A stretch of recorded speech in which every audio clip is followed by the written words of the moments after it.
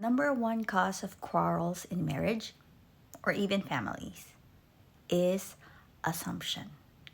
For the 10 years of marriage we have, my husband and I, the number one culprit of disruption, anger, disagreements is because of assuming that the other person has done this or know this. Just like this morning, I assumed that my husband would be doing the things that I was assuming that he would be doing before sleeping, because he usually is the last to sleep at night, but he didn't do it. I was about to lose it, but I was meditating the passage in Matthew 19:13 to 15.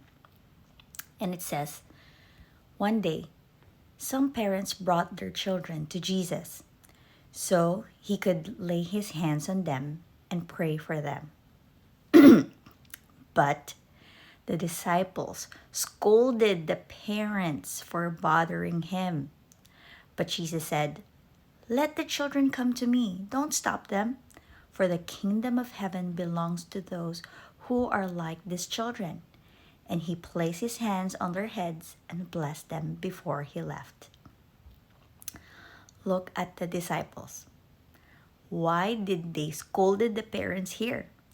Even the chapter before this, Jesus already brought up about like little children, and they are the greatest in the kingdom of God.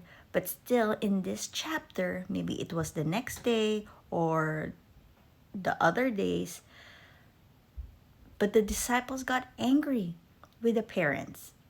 Why? Because they thought that the parents and the kids were a bother to Jesus at that time. The disciples meant well, looking what Jesus' best interest. However, they didn't ask Jesus or confirm it to him if their assumption was right. They just proceeded to assume that Jesus doesn't want the parents and kids to come to him at that time. And this is the killer of our marriages and families right now, this wrong assumption.